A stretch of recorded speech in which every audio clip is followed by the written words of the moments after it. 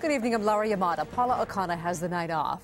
Well, critics call it a waste of taxpayers' money. 6 years later, the city still can't get rid of hundreds of coffee table books Jeremy Harris published as mayor.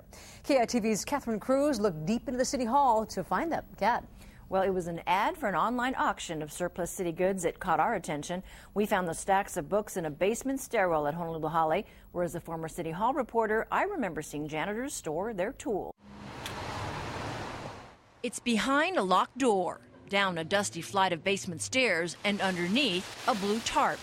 450 copies of the Renaissance of Honolulu.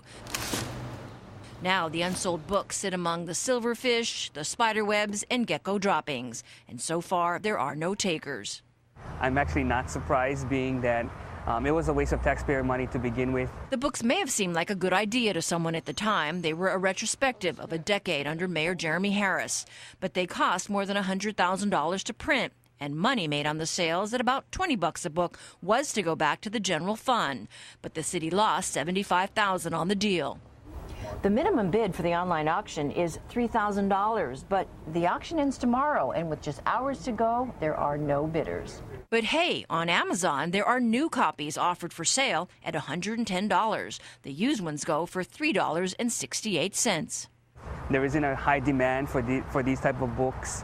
The books were even rushed. They weren't done correctly. Flipping through the pages, there are many gray boxes where photos were supposed to go.